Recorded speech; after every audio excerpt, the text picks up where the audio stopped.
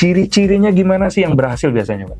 Kalau persiapan masuk PTN itu sebetulnya nggak cuman cerdas ya, tapi saya lebih lihat ketahanan biasanya, stamina. Ketahanan. Staminanya. Gitu. Selamat datang di Tips dan Trik Ingatan Gajah. Hari ini senang sekali kita bertemu dengan Pak Galih Pandekar. Halo Pak Galih. Selamat sore. Sore.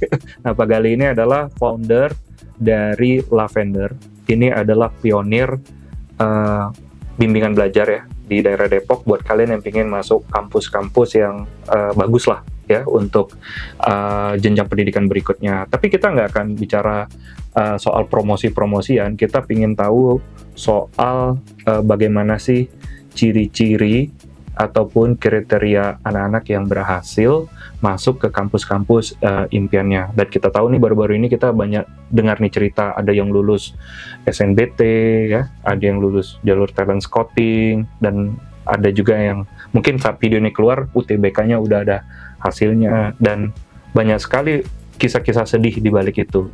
Tentunya keberhasilan nggak mungkin datang dengan tiba-tiba ya Pak ya. Betul. Nah, saya mau tahu Pak, kalau dari pengalaman Pak Galih ini, saya tadi dengar cerita udah sejak tahun 2011 ya Pak ya? Ya. Mempersiapkan anak-anak Indonesia supaya bisa masuk kampus-kampus impian. Ya. Ciri-cirinya gimana sih yang berhasil biasanya Pak? Ciri-ciri yang berhasil, nah pertama itu nurut. Nurut, justru nurut ya? Nurut sama guru. Nurut sama guru. Oke. Jadi nggak banyak ngebantah gitu, pokoknya kalau disuruh belajar ya belajar, disuruh masuk kelas, udah kerjain aja, disuruh ngerjain soal udah ngerjain. Walaupun nggak pinter-pinter banget di awal. Iya, biasanya begitu. Malah itu yang jadinya stabil dia, endurance-nya tuh tinggi gitu.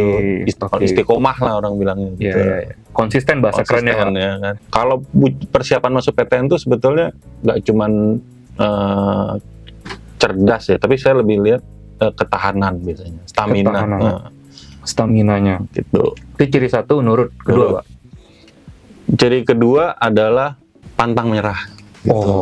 Gitu. Resiliensi ini yang jarang dimiliki nih Pak. Iya, gitu. Justru paling pantang menyerah nih pengalaman yang pernah Bapak lihat, anaknya sampai semana sih Pak pantang menyerahnya Pak? Pantang menyerah misalnya gini, kayak sekarang kan ujian tuh banyak. Ujian tuh kan habis SNBT. Orang cuma mikir SNBT doang. Selesai SNBT nunggu pengumuman, ya udah gitu kan. Tapi sebetulnya setelah ujian SNBT itu masih banyak ujian.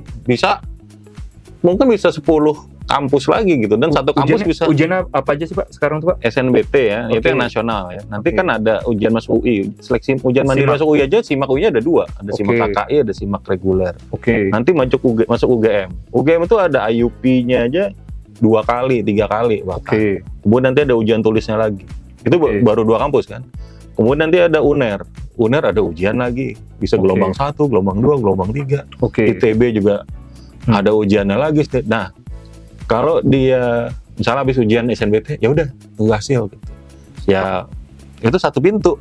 Tapi kalau dia terus belajar, nanti kan dia ada ujian selanjutnya. Itu biasanya tuh yang. Dan dia jangan berhenti sampai satu ujian puas, sampai tujuannya kecapai, baru dia mungkin udah gitu ya. Jadi SNBT itu kayak battle. Tapi sebetulnya war-nya apa sih? Masuk PTN kan. Betul.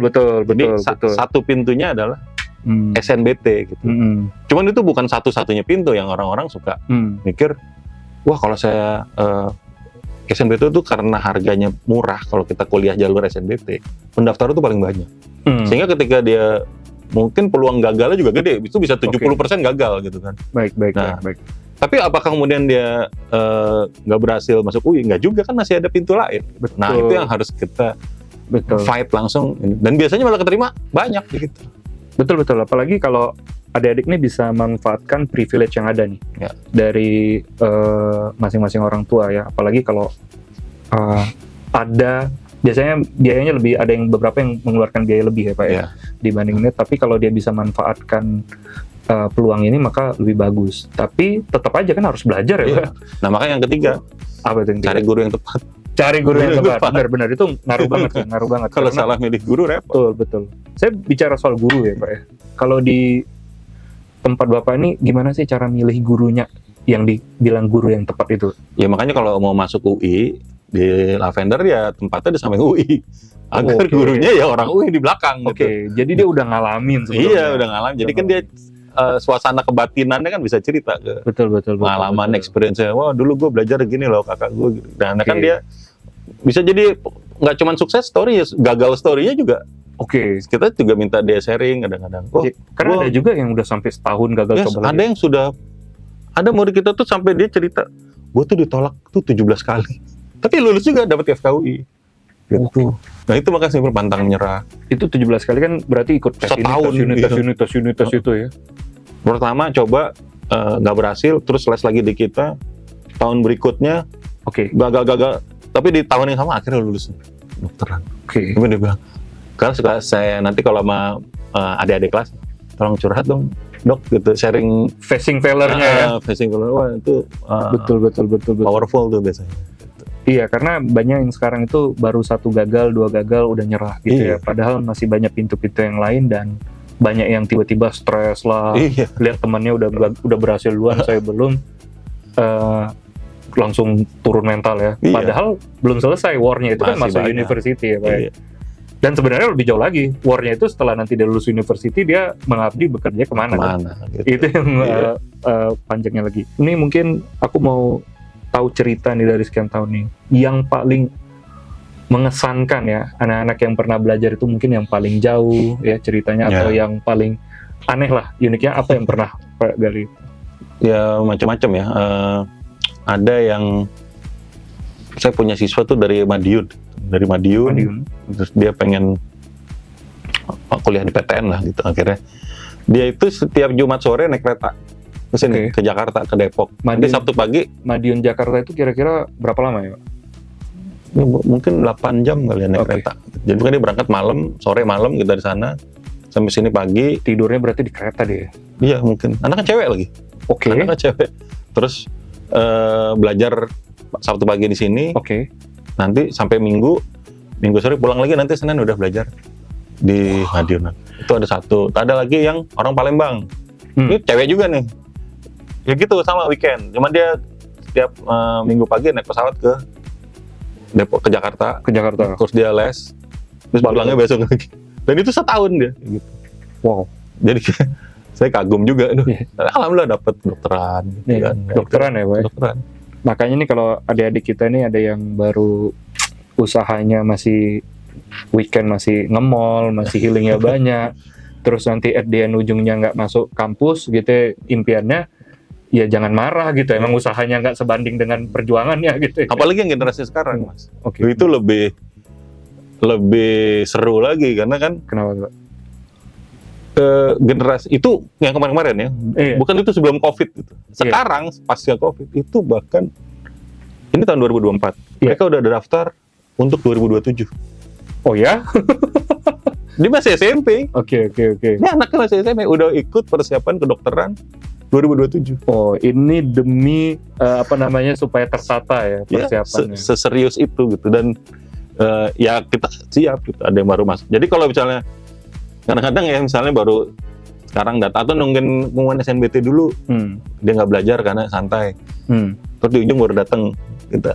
Ya namanya orang mau belajar pasti kita ajarin. Cuman kan you punya waktu cuman 2 minggu, 3 minggu, sementara ada orang udah 3 tahun gitu kan. Dan most likely ya probabilitasnya di data kita juga semakin banyak waktu yang diinvestasiin buat belajar, ya peluang berhasilnya juga besar. Berarti latihan ini justru jangan mepet-mepet. Menurut kita begitu. Iya gitu ya. Walaupun ada aja sih yang mepet-mepet berhasil, tapi chance-nya kan tidak sebesar. Statistik kita juga begitu. Jadi yang sering kali gagal tuh ya pasti masuk ke belakang-belakangan. Sadarnya terakhir, Pak. Sadarnya terakhir ya. Dan ini perlu menjadi bahan refleksi ya, belajar dari statistik sebelumnya, pengalaman bahwa justru persiapan itu akan berbanding lurus dengan hasil. Walaupun tetap ada berapa persen pasti itu, kayak ada aja ya secara error statistik ya. Iya, error statistik. Dan itu kan semuanya tergantung gimana Allah Subhanahu Wa Taala itu emang menggariskan diri. Makanya kalau waktunya pendek biasanya nginep gitu kan. Nginep ya, ya itu makanya nginep di atau tempat. Nggak kemana-mana ya. Kemana-mana belajar pagi, dari pagi siang, malam, sore, Iya. pagi, siang, sore, malam ya. Pagi, siang, Cuman sore. kan stres, capek kan, stressful kan. Mendingan kan dicicil dari ya ada yang start 3 tahun yang lalu. Tapi walaupun ada yang suka Pak, yang kayak gitu. Ya nggak apa-apa yang Iya, senang adrenalin rush. Ada yang suka adrenalin rush kayak gitu juga ya, dan lagi-lagi intinya sih harus persiapan ya. Yes. Harus persiapan. Nah jadi teman-teman itu tadi Pak Gali udah ngasih tips and triknya berpuluh tahun ya menyiapkan anak-anak. Tapi lu Pak Gali juga kuliahnya di UI ya? Juga di ekonomi Ekonomi ya? Pak? Manajemen ya. Luar biasa, itu susah masuknya ya. Alhamdulillah. Alhamdulillah. Belajar lulus juga susah sih. Lulusnya juga. Baik. Tadi kalau kita lihat ya, teman-teman, apa yang kita pelajari satu, mindsetnya dulu ya. Jadi harus pantang menyerah gitu ya. Pantang menyerah, dan mindset berikutnya adalah siap ya, berusaha ya mencapai goal yang telah diinginkan ya. Yang ketiga itu siap facing failure. Jadi gagal satu ya coba lagi, dan jangan cepat puas. Gagal satu coba lagi, gagal satu coba lagi. Dan mudah-mudahan banyak sekali ya anak-anak kita Pak ya di Indonesia ini yang bisa masuk kampus-kampus bagus, kampus-kampus favorit ya. Mudah-mudahan di sini juga ada campur tangannya Lavender nanti ya Pak ya. Insya Allah gitu. Kita udah berapa ratus ribu anak nih Pak yang ngitung nggak Pak ya? Ratus ribu? Belum sampai ratus ribu, tapi ribuan kayaknya udah. Ribuan udah ya? Udah 1000 kayaknya udah lewat. 1000 udah lewat kan? Karena kita kan